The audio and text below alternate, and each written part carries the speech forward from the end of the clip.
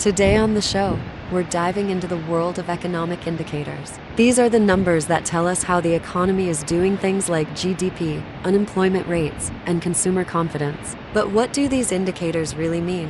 How are they calculated? And how should we interpret them? We'll break it all down for you, with the help of some experts, to make sense of the numbers that shape our world. Welcome to From Ashes to Power, where forgotten voices rise, the quiet find their strength, and every scar becomes a beginning. Each story here is a flame that once flickered in the dark, now burning steady, slow, and unstoppable. If you've ever been silenced, overlooked, or cast aside, these stories are yours. Chapter 1. The girl they never looked at. Some girls are born to be looked at. Others are born to be forgotten. And sometimes, the ones forgotten become the ones who remember everything. If you've ever walked into a room and felt like your presence bent the air out of place. If you've ever spoken and watched the world not even flinch, then maybe, just maybe, this story isn't entirely unfamiliar to you. And if you've ever been the shadow behind someone else's light, the one who was never chosen, never adored, never even seen, then stay with me. Because this is Lina Moreau's story, and it doesn't start with beauty.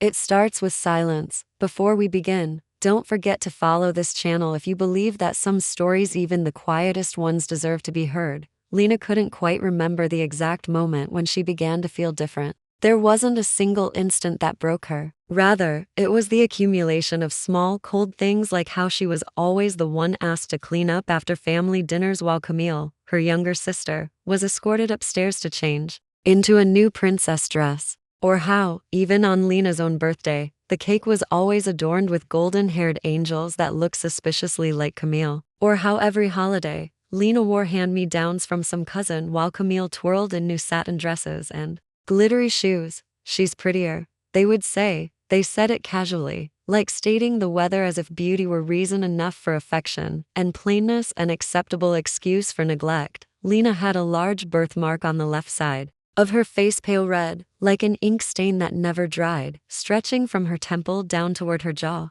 By the time she was old enough to care, the neighborhood kids had already given her a nickname, the blood map. When she cried, the mark seemed to darken, bloom, like it had feelings of its own. She used to hide behind scarves, behind hair, behind sleeves and shadows, but after a while, hiding became more exhausting than shame. Still, people stared. Not with cruelty, but with that particular kind of discomfort reserved for things that don't fit, the kind of glance that flinches, then politely forgets. Camille was the opposite. She was the kind of girl the world adored on sight: honey blonde, curls that danced in sunlight, wide blue eyes framed by lashes that curled without effort, a delicate nose people claimed was inherited from our mother's side. Camille laughed and the room followed. Camille pouted and the world bent to soothe her. Lina, on the other hand, learned to smile small, walk quietly, speak gently, because every time she tried to take up space, it was met with the invisible recoil of a world that found her presence inconvenient. When Lina was 8, there was one moment, just one, when she was cast as the lead in a school play, The Little Match Girl. She memorized her lines for 2 weeks. Her mother didn't come. Her father had a meeting. Camille watched from the audience, whispering and giggling with friends as Lina acted out the scene where the girl dies in the snow. That night at dinner, Camille said, "You make a perfect beggar," and Lina had smiled, because by then, she had already learned how Dot and Lion, winter light, has a particular sharpness, soft in hue but cold in character, like frost drawn with a silver pen. Lina's attic room, the only one in the house without heating, caught that light each morning. She would wake to it splashing against the cracked ceiling, and once, she asked her mother why the paint was peeling there. Her mother answered without looking up, "Because the house is old. But it's fine, no one spends much time up there besides you." It was the first time Lina realized that being forgotten didn't come with a scream, it came with a shrug. She was never naive. She didn't dream of being a beauty queen, didn't wish for a miracle face. She just wanted once for someone to look at her and not look away. But that look never came. Not at home.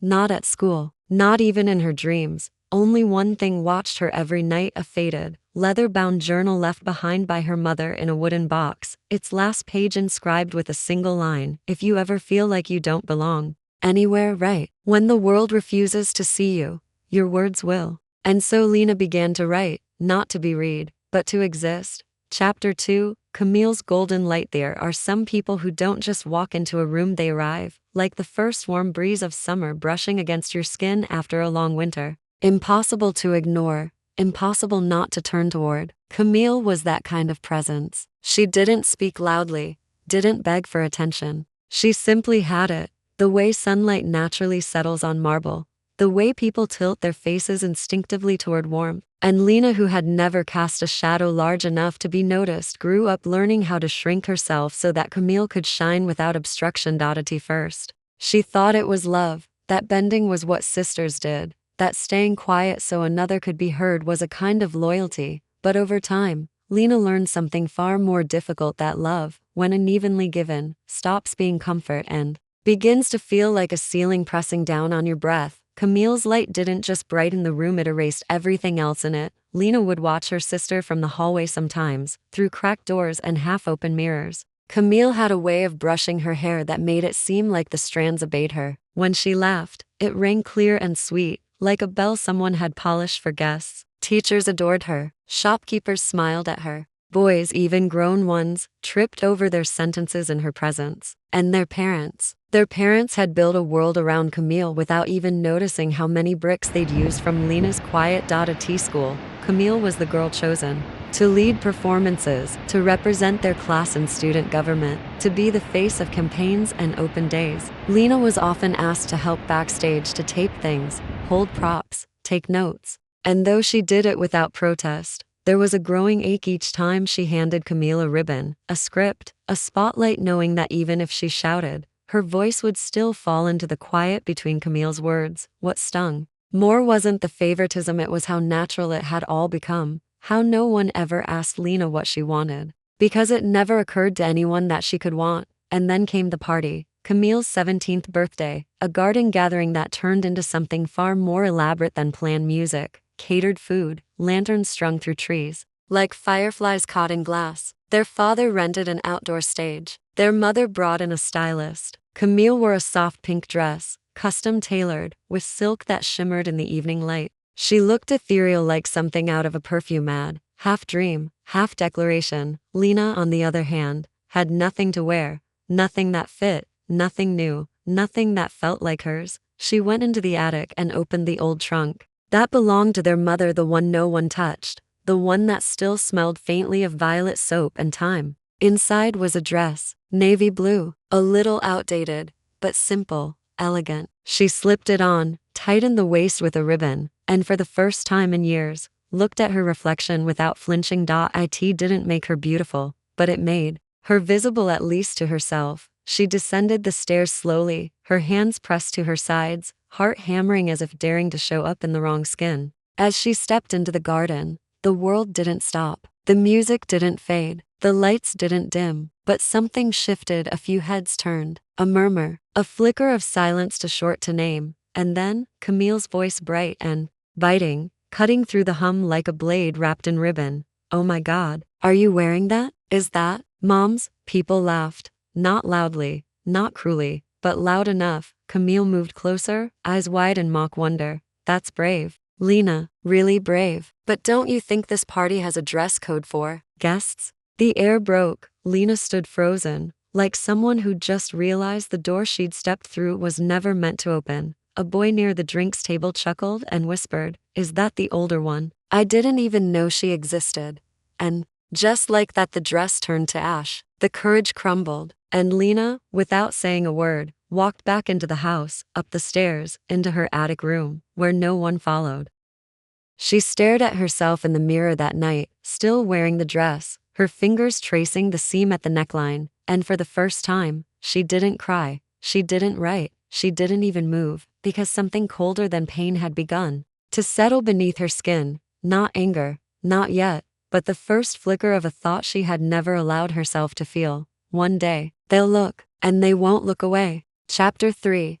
The night ID broke. Some nights are loud with thunder and voices and doors slamming hard enough to leave echoes. But this night, the night Lina Moreau left the only home she had ever known, was not one of those. It was quiet, terrifyingly quiet. The kind of silence that doesn't just fill a room, it reveals it. The party was still going outside, laughter and glasses clinking under fairy lights, music floating like perfume into the house, beautiful and indifferent. But upstairs, in the attic room that always stayed 5 degrees colder than the rest of the house, Lina sat in front of the mirror, still wearing the navy dress, now wrinkled and clinging to her like a question that had never been answered. She had removed her makeup with shaking hands, not because it had smeared, but because she didn't want to see the girl who had tried. There was something unbearable about that reflection, a girl who dared to believe she could step into the light, even for a moment. Her face, raw in the mirror, was no longer just marked by the birthmark that had always drawn glances and pity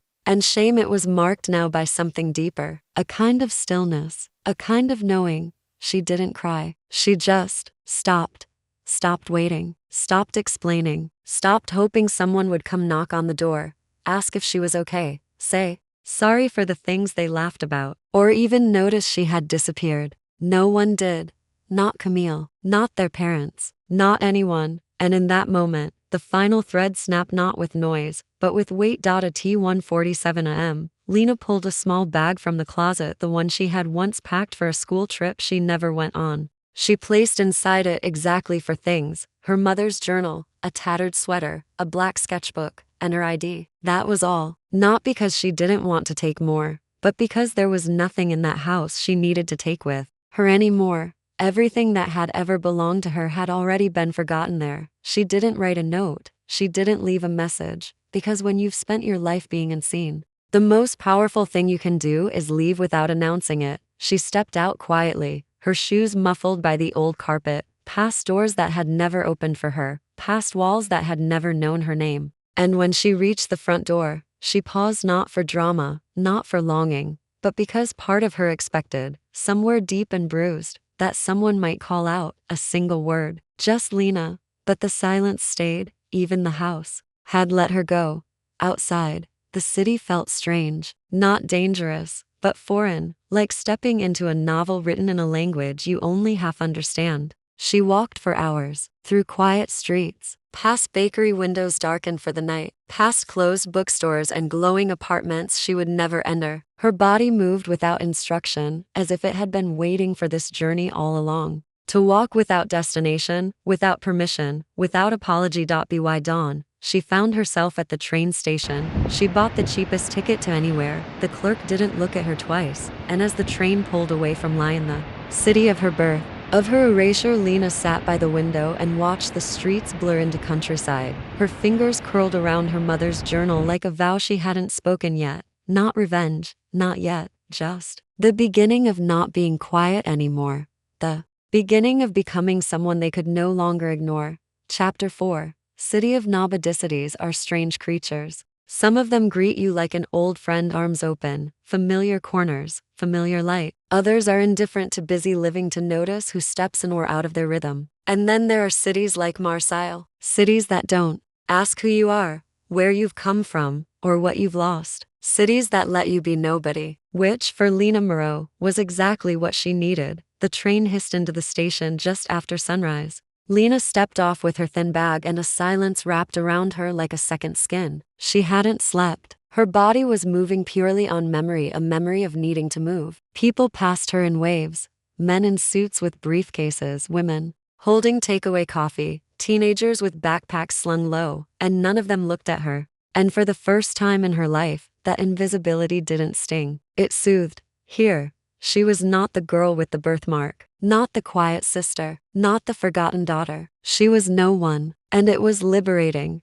She wandered through the station, hands tucked deep into her coat pockets, shoes scuffing against tiled floors that echoed with announcements she didn't care to understand. The smell of bread from a nearby vendor tugged at her attention, and she bought a croissant with the last few euros in her pocket, eating it slowly on a bench like she'd earned every crumb, and in some way she had. Marseille was louder than Lyon, more chaotic, more weathered. It didn't pretend to be perfect. It wore its cracks and salt like armor, and Lina liked that. She walked through neighborhoods that pulsed with color and sound, streets alive with people who didn't glance twice at the quiet girl in the navy coat. The sea wasn't far, she could smell it in the wind, feel it in the grit on the windowsills. By Noon, she'd found a cheap hostel in the older part of town. The woman at the desk, who smelled of cigarettes and lavender, asked no questions. Lina handed over her ID, made up a story about traveling for a photography project, and received a brass key in exchange. Room 6B. One window, one bed, one new beginning.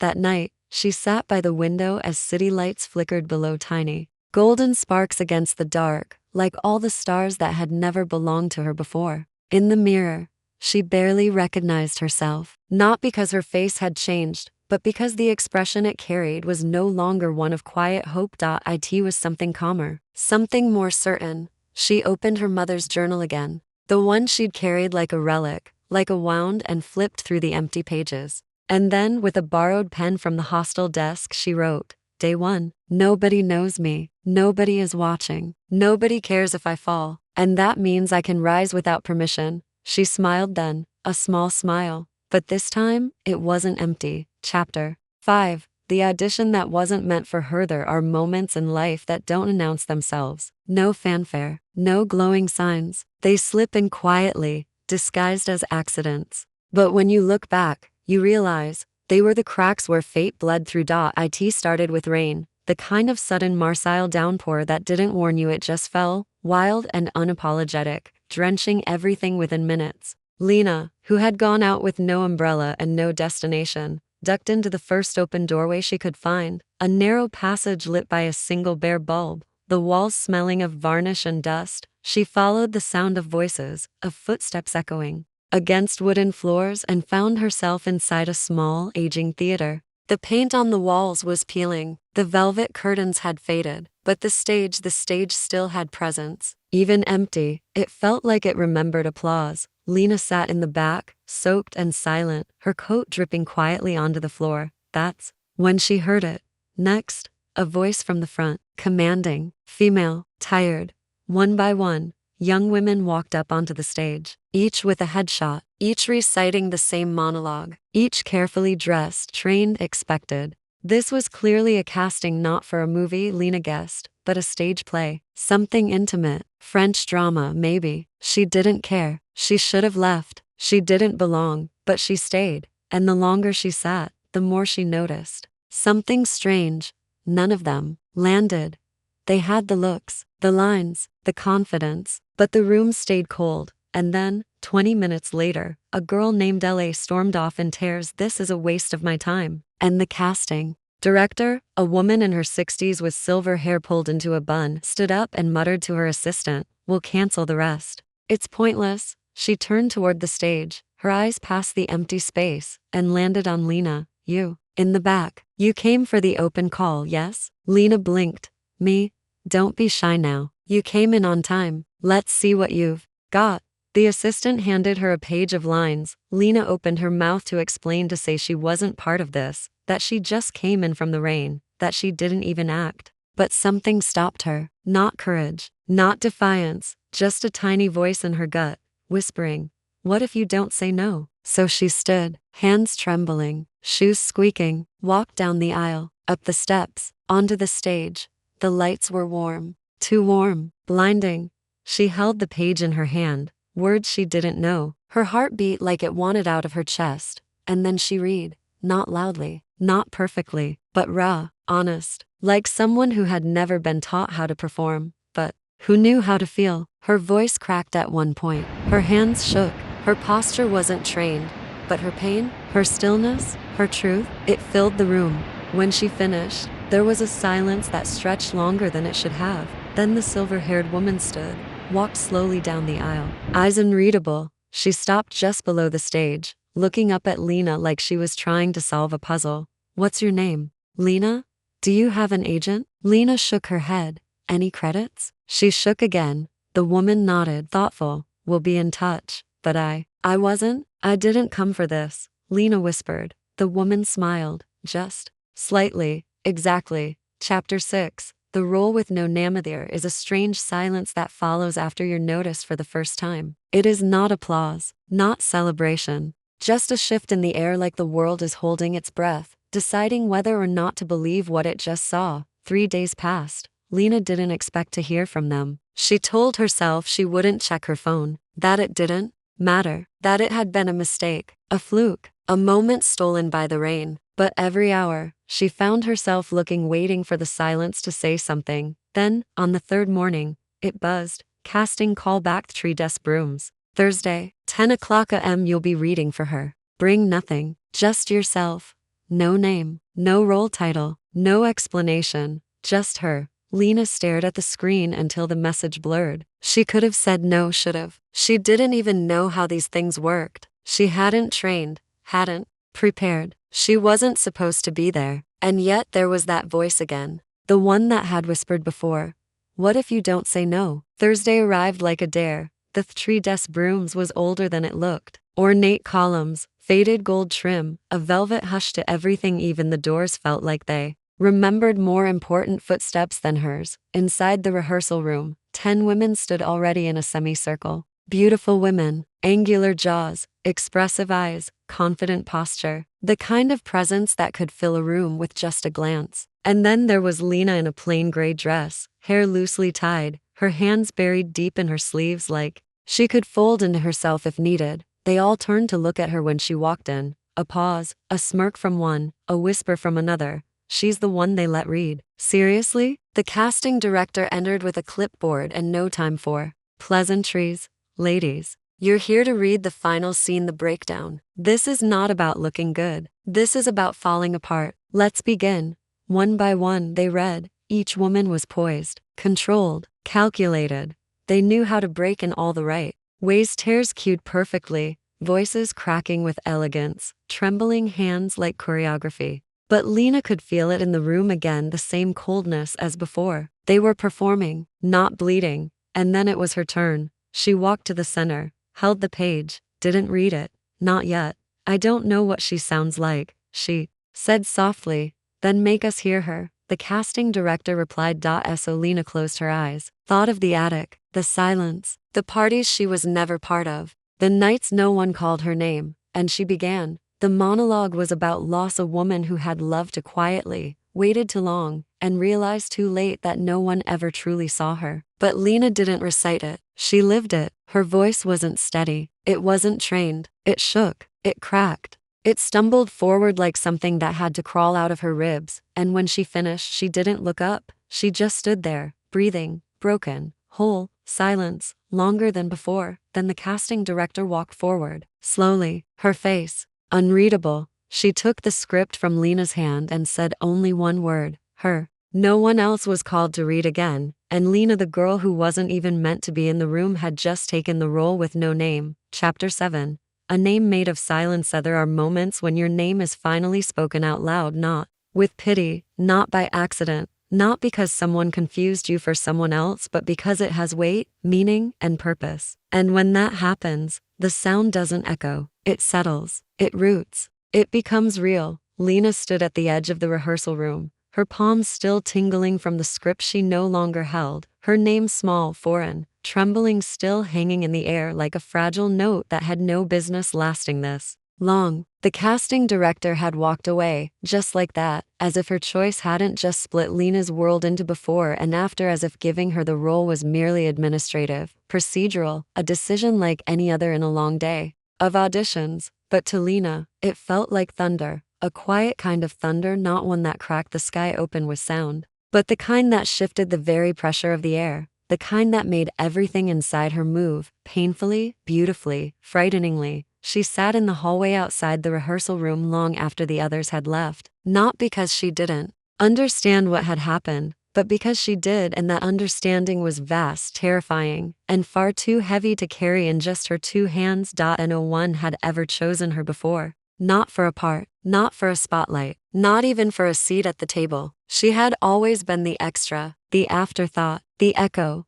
But now, someone had looked at her past the birthmark, past the smallness, past the awkward silence she carried, like a second skin, and said, "You, her, this is yours." That night, Lina walked home through the city not like a ghost, as she usually did, but like someone suddenly inhabiting a body that belonged to her again, every footstep heavier, more real, as if the ground itself had finally acknowledged her existence. The street lamps flickered gold against the wet pavement, and for the first time, she noticed her own reflection in the shop windows, not just the outline of a girl, but a figure forming, taking shape, daring to become. Back at the hostel, she lay on the thin mattress without undressing, her hands crossed over her stomach like she was trying to hold herself together. Sleep did not come, but neither did fear. What came was stillness, the kind of stillness that follows after a storm, not because everything is safe, but because everything has changed, and in that quiet, she whispered her name out loud, just once, to herself, to the darkness.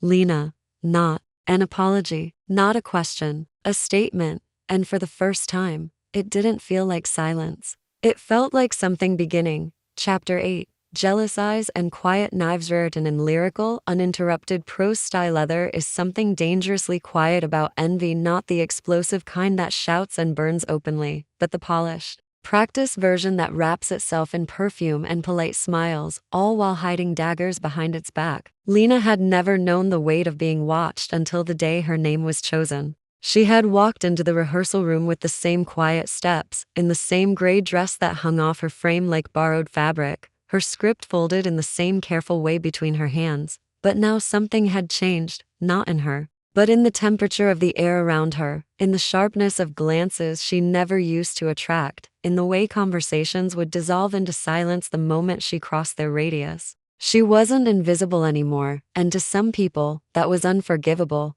They didn't attack her outright. No one ever does in places where performance is currency and cruelty is best served with etiquette. Instead, they sliced with subtleties. The smirk that followed a compliment not given to her, the brief hesitation in greeting her name, the way her chair simply disappeared one morning and no one seemed to notice or care. When she found herself standing without a seat, eyes scanning the room, no one offered space. They only offered sideways glances and quiet judgments, so she took her place beside the rack of forgotten props, silently, choosing not to ask questions, whose answers she already knew. And then came the fitting, the one that should have been a moment of becoming, a moment where the costume breathes life into the role, but instead was twisted into something unkind. Her dress, the one designed for the ghost of a woman who had loved too much and been broken for it, was gone. Misplaced, they said, voices too flat to be innocent. In its place, she was handed something wrong, too tight, too bright, too loud, a dress that didn't whisper grief but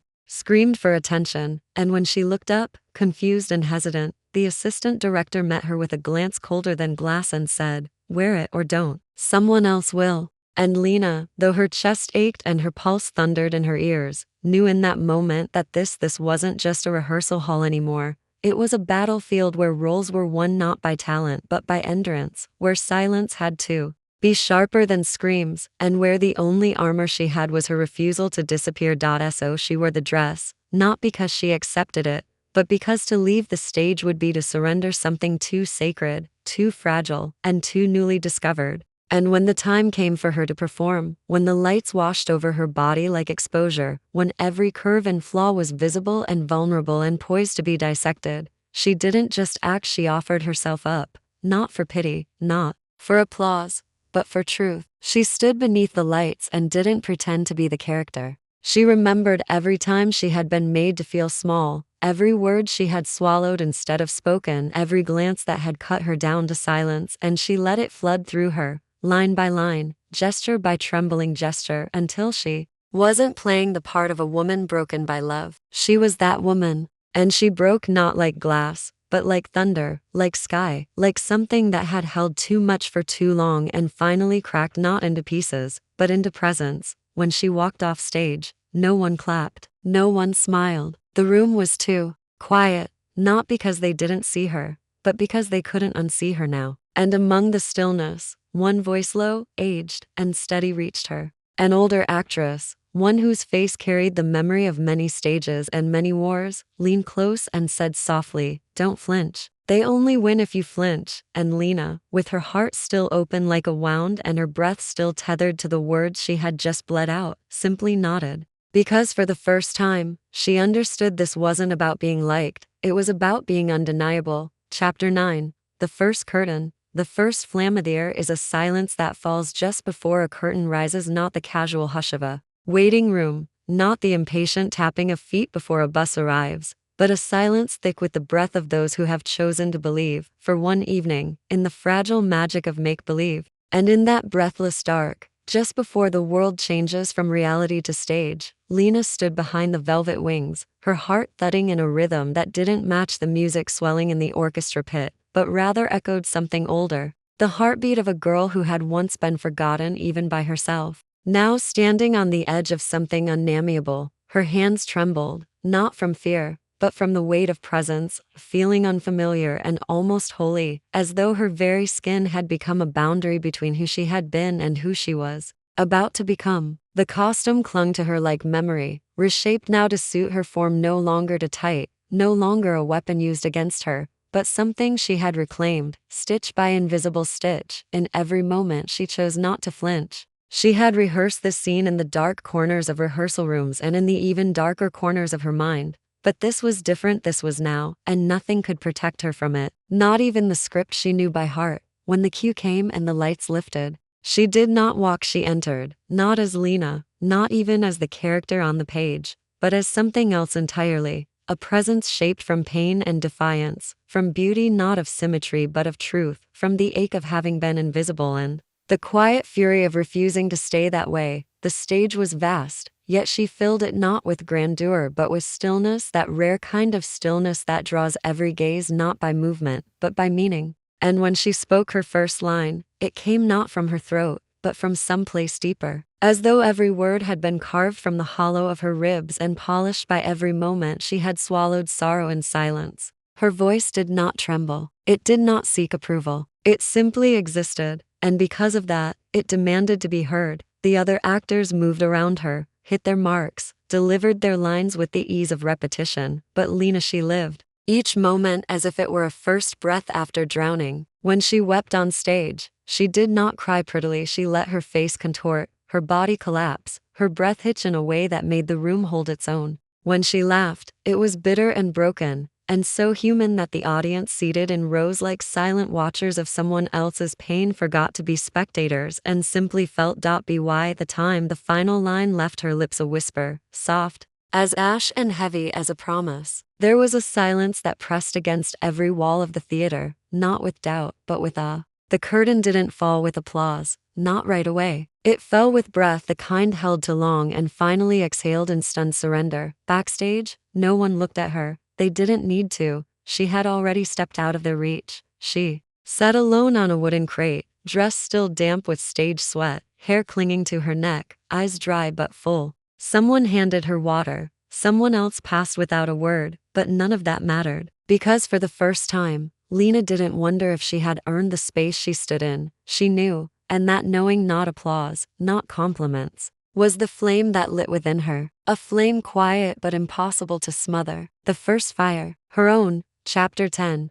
Whispers behind the spotlight. Sousa's, for someone like Lina, was never meant to be quiet, not because she craved noise or applause, but because the world simply refused to let her rise without consequence. From the moment her name appeared in the program, no longer a typo or a placeholder, but printed in bold, elegant typeface beneath the title role, the theater became louder, not with praise, but with murmurs, not with celebration, but with scrutiny, as if every step she took upward disturbed the fragile balance others had grown too comfortable in. They didn't confront her directly. Of course not. The world of performance was far too polished for open hostility. Instead, they circled like dancers in a routine too rehearsed to feel accidental. Comments were made, always within earshot but never addressed to her. Remarks about fresh faces replacing trained ones, questions about how someone so plain had secured such a pivotal role, whispers wrapped in laughter like poison sweets left in the wings. And Lina, who had once known how to disappear into the folds of silence, now had to learn how to walk through noise without shattering. What hurt more than the words was the doubt they seeded not in others, but within herself. Late at night, in the dim solitude of her rented room, she would stare at the script pages now inked with her own notes, and wonder if the applause had been real or merely polite, if her performance had been powerful or just pity made theatrical. She remembered the silence after her final scene, the breathlessness of the crowd, and yet the memory of those moments began to blur under the weight of suggestion, as if her triumph was a myth she had dared to believe too soon. The sabotage, when it came, was subtle but sharp, Her cue was changed not in the script, but in the whispered instructions given by a stagehand she didn't know well, his eyes flickering too fast as he avoided meeting hers. Her spotlight missed by a second. Her entrance music lowered in volume. Her understudy's name, once buried beneath hers in the program, suddenly appeared highlighted on the backup schedule just in case, they said with a smile too smooth to be clean, and perhaps the worst of all was the interview, the first one offered to her by a major publication, a glossy magazine she had once only flipped through in waiting rooms, an opportunity to be seen, heard, remembered. She sat in the makeup chair, skin tingling under unfamiliar powder, answering questions that began softly and then, ever so slowly, turned sharp. They asked about her past, her lack of training, her looks, her sudden rise. They smiled when she stumbled, paused when she hesitated, leaned forward as if encouraging truth but fishing for weakness. And when the article came out, it was all there, every hesitation, every fragmented quote, framed to make her look like an anomaly, a fluke, a face too ordinary for a spotlight too bright. She read it once, then folded it, placed it in a drawer, and closed it without a sound. But soundlessness didn't mean surrender. Lina had been silent before when she was ignored, mocked, sidelined, and that silence had once been submission. But now her silence was armor. It was knowing. It was restraint held not by fear, but by force. Because she was no longer the girl they could push off stage without notice. She had taken root not in popularity, not in media charm, but in truth, and that made her dangerous in a way they didn't know how to dismantle. So she smiled when they lied, she nodded when they doubted, she let the whispers pass through her like wind through stone, because she understood something that the stage had taught her better than any script, that the light does not fear the dark, but it must always be ready for its return. Chapter 11. The fire they couldn't extinguish. Flames are born not in the flicker of a match, but in the long, slow smoldering of a heart that has learned to burn quietly without permission, without apology, and without fear. Lina had not meant to ignite anything. All she had ever wanted was to step onto a stage and let her truth breathe, to speak the words written for someone else but filtered through the soul she had built from scratch. But perhaps that was the danger. Not that she wanted the spotlight, but that once she stood beneath it, she belonged, and some people could never forgive a woman who made them feel their own performance was just that, a performance. They tried. Again, this time more directly. The understudy was pushed harder, more rehearsals accidentally scheduled while Lina was away for fittings. The director began to shift tone, less supportive, more critical, his compliments colder, framed like questions. That was interesting, he would say after scenes Lina had once nailed. Maybe a bit too raw, another said. Can we try something less intense? And she understood then that what had once moved them was now being reclassified as too much. That the very vulnerability they had once applauded was being twisted into something messy, uncontrollable. Something they now feared because they couldn't predict it, couldn't polish it, couldn't package it neatly for a marquee. Then came the memo. She wasn't called for rehearsal one morning. A mistake, they said. A scheduling conflict. Her lines were run without her. Her cues reassigned. The costume designer quietly informed her that alterations were being done for another actress now just in case. And the whispers returned, no longer behind her back but beside her, bold in their confidence. They spoke of fresh replacements, of better fits, of professionalism, all while smiling in her face, as if kindness could cushion a blade. But Lina had learned something no one could unteach her. She had stood on stage and held an audience's breath in her palm. She had spoken pain and turned it into poetry. She had become, if only for a moment, undeniable. And once you've tasted that kind of power, not the kind built on ego or applause, but the kind that rises from knowing you are finally, fully, irrevocably seen, you do not go back to hiding. So she didn't. She showed up, uninvited, unscheduled, unwelcome. She stepped into the rehearsal space where the understudy stood in her place, lines echoing hollowly through the air, and said simply, without raising her voice, "Step aside."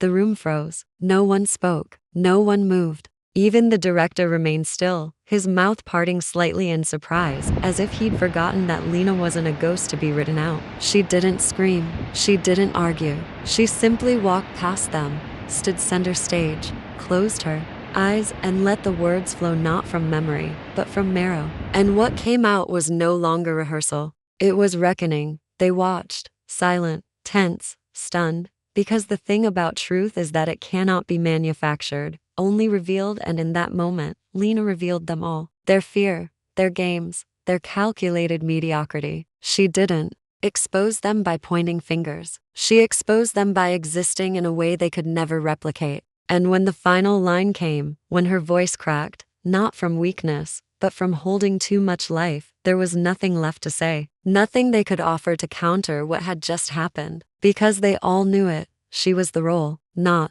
just the character but the soul behind the story. She turned to leave, not waiting for applause, not asking for approval. But before she reached the door, the director's voice, quiet and changed, spoke. Lina, rehearsal tomorrow, 10 sharp. Don't be late. And that was it. No apology, no admission, just recognition. And sometimes that's enough, because fire doesn't need permission to burn. It only needs space. And now, she had it. Extended ending. Chapter 12. The final bow continued as she walked away from the theater. Lina did not look back, not because she was trying to forget, but because for the first time in her life, she had nothing left to chase. The echoes of old wounds, the need to be seen, the hunger for anyone to say, "You matter," they had all dissolved, not in applause, but in something quieter, something steadier, the knowledge that she had stood in her truth, without compromise, and it had been enough. The streetlights hummed faintly overhead, soft golden halos stretching across the wet pavement, and the world around her felt unusually tender, as if it too had watched her journey unfold and now offered her this stillness as a reward, not loud, not grand, just whole. There were no parades for the quiet victories, no headlines for the moments a woman chooses to rise without bitterness, to heal without revenge, to shine without demanding permission. And yet those are the moments that shape the world in invisible ways. She paused by the old cafe where she had once sat in silence, hiding behind a scarf and a mug too big for her trembling hands, fearing that the world would never see her as anything more than an afterthought. The memory ached like a phantom limb, but this time, she didn't flinch. She simply smiled, eyes misty but unashamed, because she knew now that pain, when embraced, becomes part of your architecture, not a weakness, but a kind of sacred scaffolding, from which new strength is born. Her phone buzzed, a message from the director.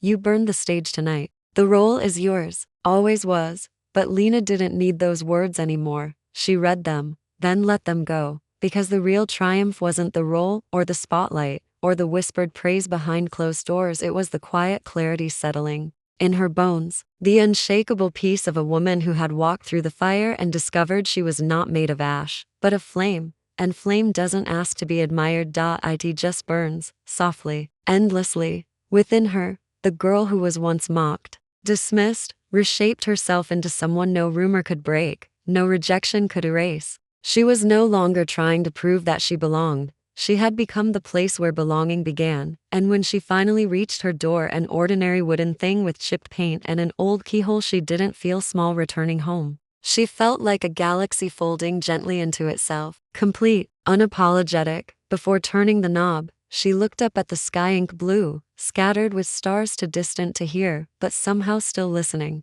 And to the girl she once was, she whispered, not with sorrow, but with love, "You were never to blame. They just didn't know how to read the poetry in your silences." Then she stepped inside, closed the door behind her, not to shut the world out, but to let herself in. And somewhere, beyond what eyes could see, the curtain of her story remained lifted. If this story touched something within you, if you've ever been overlooked, underestimated, or silenced, know that your light is not any dimmer because they failed to see it. Sometimes the brightest flame burns quietly, and sometimes the most powerful thing you can do is simply keep burning. Subscribe to From Ashes to Power for more journeys like this, where the forgotten become unforgettable and the quiet rise with grace, not noise.